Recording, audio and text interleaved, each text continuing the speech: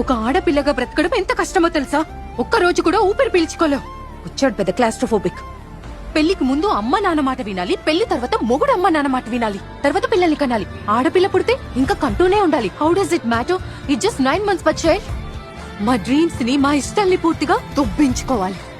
ఇంకా bus, college, auto, gym, mall ఎక్కడికి వెళ్ళినా సొల్లు ఖర్చుకుంటే చూసే కుక్కలే అసలు ఏం చూస్తారో కూడా అర్థం కాదు. ఇంకా కళ్ళతో చూడకుంటుంటారే, వాళ్ళు గుంపులో చేరి చేతులకు పని చెప్తారు. ఐటమ్, ఫిగర్, మాల్, గుంట, ఏంటి బొమ్మలమా? ఇవన్నీ మేం వింటాం. అటో ఇటో చూస్తా వింటి నన్ను చూడు. 45 degrees ఎండలో బయటకు వెళ్లాల్సి వస్తే పేరెంట్స్ ఏమంటారో తెలుసా? అమ్మ ఫుల్ స్లీవ్స్ చుడీదార్ వేసుకుని వెళ్ళు, లేదంటే అబ్బాయిలు ఏడిపిస్తారు అని. దానికి మేమేం చేయాలి? పాప్కార్న్ లా వేడికి బర్స్ట్ అయిపోవాలా? ఈ మధ్యేమో కొత్త ట్రెండ్, ఫోన్ తో న్యూడ్ పిక్స్ తీయడం. Public service announcement, dear men, మా అమ్మాయిలకి మీ న్యూడ్ పిక్స్ చూసే ఇంట్రెస్ట్ అస్సలు లేదు. So zip it up.